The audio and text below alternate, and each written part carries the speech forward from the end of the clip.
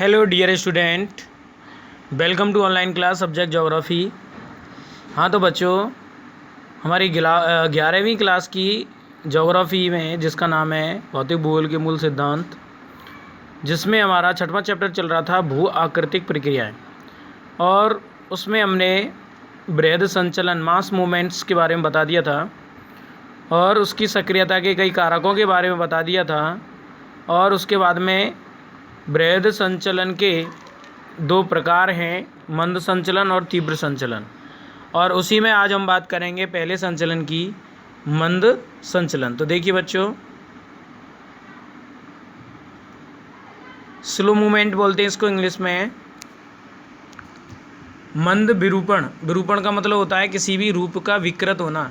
इस वर्ग का एक प्रकार है जो कि मध्यम तीव्र, मध्यम तीव्र का मतलब होता है मॉडरेटरी स्टीप एंड एवं मृदा से आच्छादित ढाल पर घटित होता है, यानी मृदा से ढका हुआ जो ढाल होता है उस पर घटित होता है। इसमें पदार्थों का जो है वो संचलन इतना मंद होता है, इतना धीमा होता है कि इसका जो आभास करना है वो कठिन होता है। इसमें क्या होता है, जो मिट्टी का जो मलबा इधर से उधर संचलन होता है, यानी खिसकता है नीचे की तरफ ढाल के सहारे सारे, तो वो इतना धीमा होता है कि उसको हम आभास करना कठिन होता है। और दीर्घकालिक पर्यवेक्षण यानी लंबे समय के पर्यवेक्षण से ही इसका हमें पता चलता है। इसमें सम्मिलित पदार्थ जो है वो मिट्टी यानी मृदा एवं सेल यानी चट्टान का मलबा हो सकता है। क्या आपने कभी बाढ़ स्तंभ दूरभाष, बाढ़ स्तंभ का मतलब होता है जो बड़े बड़े जो खंभे होते हैं जिन्हें हम क्या कहते हैं, टावर नेटवर्क या दूरभाष स्तंभ जिन्हें टेलीफोन पोल बोलते हैं, को अपनी लंबवत वर्टिकल स्थिति से झुके हुए तथा संरेखण यानी एलिग्नमेंट में देखा है। संरेखण यानी एक रेखीय रूप में यदि देखा है तो वह मंद विरूपण का प्रभाव है। क्या है? मंद विरूपण का प्रभाव। इसमें सम्मिलित पदार्थों के आधार पर अनेक प्रकार के मंद विरूपण, जैसे कि मिट्टी मंद विरूपण, मिट्टी यानी धीमी गति से विरूपित होती है। टैलस मंद विरूपण, सेल हिमानी मंद विरूपण, सेल यानी चट्टान, हिमानी यानी बर्फीली, और मंद माने धीमी, विरूपण माने उसका रूप परिवर्तन आदि की पहचान की जा सकती है। इस वर्ग में मृदा विरूपण भी सम्मिलित होता है। मृदा विरूपण का मतलब होता है मिट्टी, वो भी शामिल होता है, जिसका जो संबंध है वो ढाल के सहारे मंद गति से यानी धीमी गति से प्रवाहित यानी बहता हुआ मिट्टी के अंबार अथवा पानी से स्नेत यानी पानी से भीगकर या संतृप्त होकर के सूक्ष्म कण वाले सेल मलबा से होता है। यह प्रक्रिया उन क्षेत्रों में आम होती है, यानी उन क्षेत्रों में ज़्यादातर होती है जहाँ पर हिमानी का मतलब होता है जो बर्फीली क्षेत्र हैं, बर्फीले जहाँ पर बर्फ़ की चादरें पाई जाती हैं, एवं आर्द्र शीतोष्ण यानी नमी वाले इलाके जहाँ पर सर्दी और गर्मी दोनों कम पड़ती है, उन क्षेत्रों में होते हैं।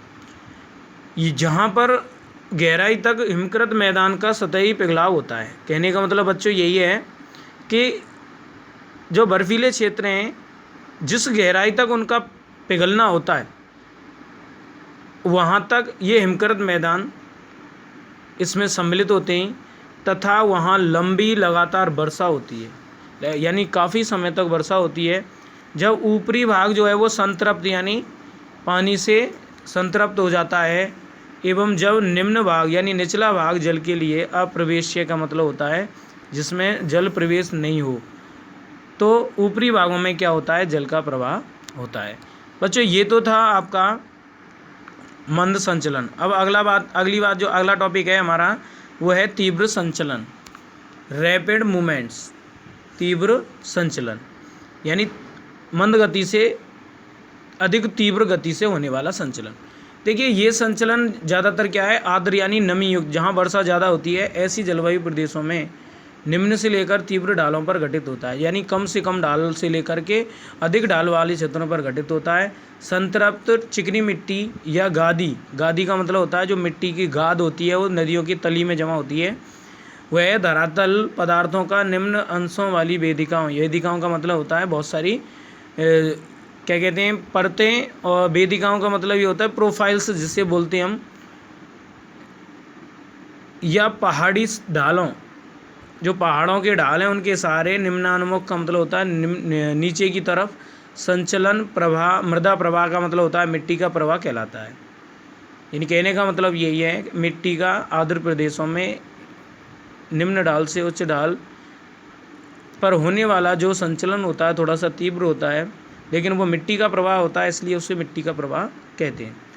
प्राय जो पदार्थ हैं वो सीढ़ी के समान वेदिकाएं बनाते हुए, यानी सीढ़ीदार वेदिकाएं बनाते हैं, जिन्हें हम गुफा बोल सकते हैं, बनाते हुए अवसर्प कर जाते हैं। अवसर्प का मतलब होता है सर्पीले आकार में, सांप की तरह आकृति में कर जाते हैं, तथा अपने शीर्ष यानी ऊपरी भाग के पास चापाकार यानी चाप की आकृति, कगार यानी किनारे तथा पदांगुली के पास, यानी पदांगुली का मतलब होता है उसके निचले क्षेत्रों के पास एकत्रित उभार छोड़ जाते हैं।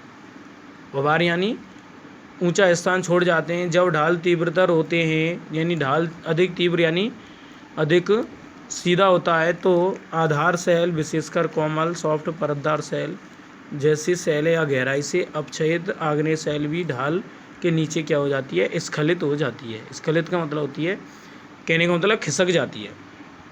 इसके बाद में देखिए बच्चों, इस वर्ग में दूसरा जो प्रकार है वह है कीचड़ प्रवाह, मड प्रवाह।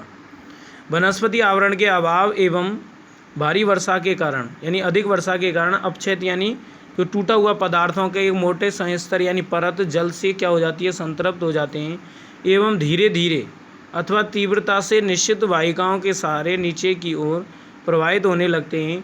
यह एक घाटी के अंदर कीचड़ की नदी सी दिखाई पड़ती है। घाटी में क्या है, एक कीचड़ की नदी सी दिखाई पड़ती है। जब कीचड़ प्रवाह वाहिकाओं यानी गहरी गहरी जो जल बहने वाली जो क्या कहते हैं धाराएं हैं, उन वाहिकाओं से बाहर निकलकर गिरिपद यानी पर्वतीय क्षेत्रों के निचले भाग में या मैदानों में आते हैं, तो वे सड़कों, पुलों एवं मकानों को चपेट में लेते हुए बहुत विध्वंसकारी यानी विनाशकारी सिद्ध होते हैं। ऐसे कीचड़ प्रवाह उद्गारतः या हाल में ही उद्गारित ज्वालामुखी के ढालों पर बहुधा पाए जाते हैं। ज्वालामुखी या राख, धूल एवं अन्य खंडित तत्व भारी वर्षा के कारण कीचड़ में परिवर्तित हो जाते हैं, यानी कीचड़ में बदल जाते हैं। इसके बाद देखिए बच्चों, एवं ढालों पर कीचड़ की जो नदी है, जो कीचड़ है उसकी जो एक नदी आती है वो जीव, जैसे मानव की जीव होती है, जिह्वा के रूप में क्या होती है, प्रवाहित होती है। कीचड़ का जो बीच वाला भाग है आगे निकल जाता है, किनारे क्या है कम निकलते, तो उसकी आकृति कैसी होती है, जीव की।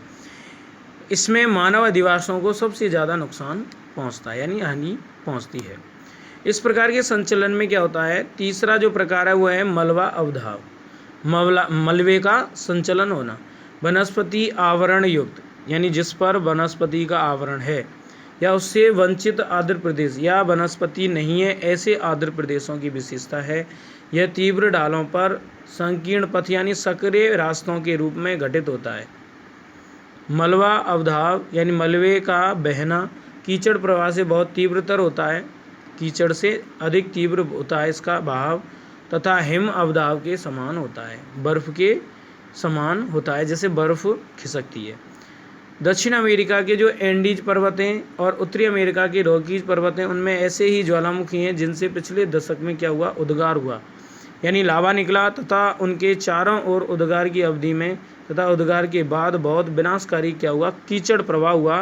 वो बरसात के कारण क्या है बच्चों, राख जो है वो पानी में मिल जाती है और एक कीचड़ बन जाता है, और ऊंचे पर्वतीय क्षेत्रों से वह ढाल के सहारे वह कीचड़ नीचे घाटियों की तरफ बहने लगता है। ये कीचड़ प्रवाही कहलाता है।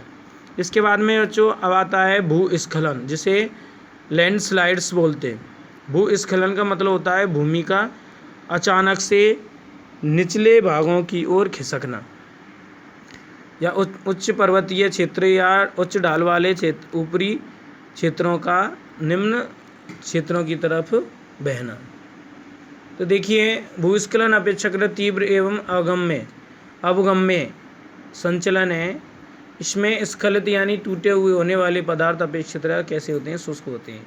असंलग्न बृहत का आकार एवं आकृति, शैल में अनिरंतरता की प्रकृति, क्षरण का अंश तथा ढाल की ज्यामिति पर निर्भर करते हैं। इस वर्ग में पदार्थों के संचलन के प्रकार के आधार पर वर्ग में कई प्रकार के स्खलन पहचाने जा सकते हैं। कई प्रकार के जो खिसकना है, स्खलन क्या कहते हैं, खिसकने को, वो पहचाने जा सकते हैं। चित्र संख्या हम 6.6 में देख सकते हैं। ढाल जिस पर संचलन होता है उसके संदर्भ में पश्य आवर्तन, रोटेशन बोलते हैं। इसके साथ शैल मलबा की एक या कई इकाइयों के फिसलन को अवसर्पण कहते हैं। कहने का मतलब जो ढाल है उसके ढाल के सारे किसी भी पदार्थ का, शैल मलबे का एक या अनेक इकाइयों के साथ में फिसलना, नीचे की तरफ फिसलना अवसर्पण कहलाता है। चित्र संख्या 6.6 में हम देख सकते हैं पृथ्वी के पिंड के पश्य आवर्तन के बिना मलबे का तीव्र लोटन यानी रोलिंग प्रक्रिया जो होती है।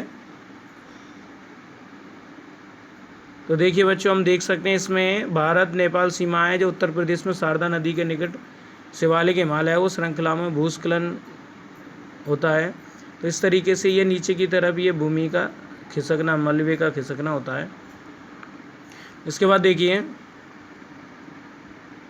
यानी मलबा का तीव्र लोटन या स्खलन मलबा स्खलन कहलाता है।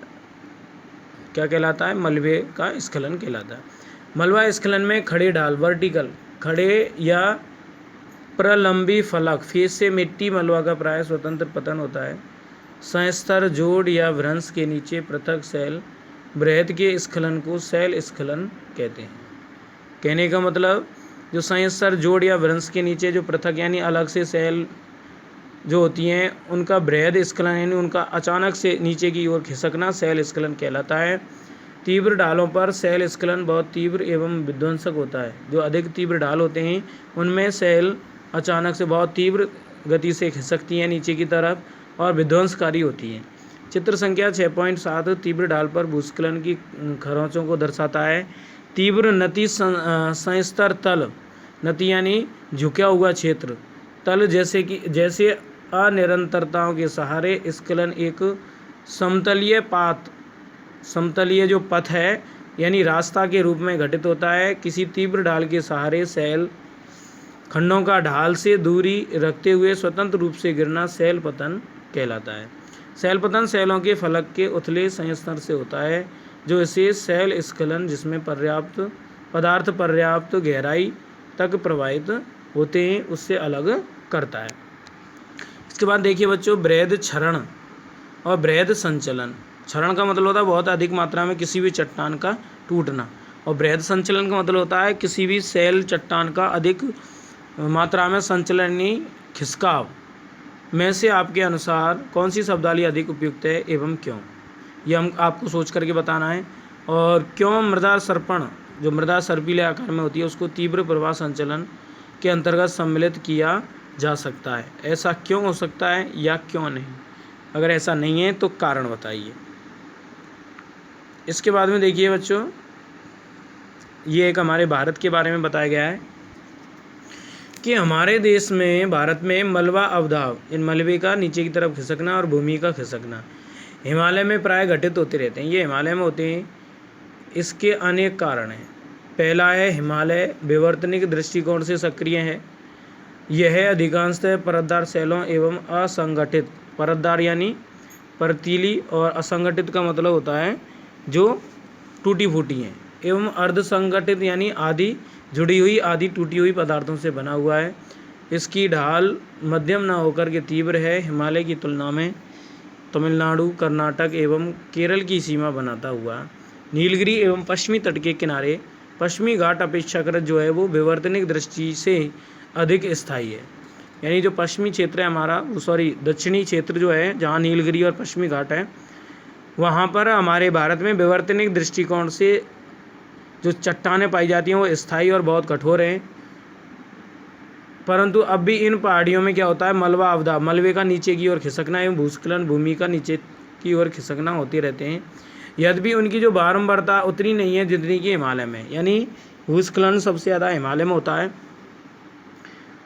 क्योंकि पश्चिमी घाट और नीलगिरी में जो ढाल हैं वो खड़े भृगु एक स्थलाकृति होती है बच्चों, जो जिसमें ढाल सीधा खड़ा होता है, एवं कगार यानी किनारे के साथ तीव्रतर यानी तीव्र है, तापक्रम में परिवर्तन एवं ताप परिसर के कारण यांत्रिक अपक्षय सुस्पष्ट यानी स्पष्ट दिखाई देता होता है।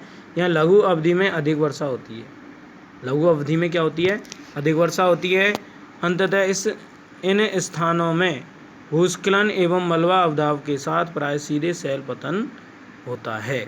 इस तरीके से हम बच्चों देख सकते हैं कि हिमालय में सबसे ज़्यादा भूस्खलन होता है। इसके बाद में बच्चों अपर्दन एवं निक्षेपण हम कल पढ़ेंगे। आज के लिए इतना ही है। धन्यवाद।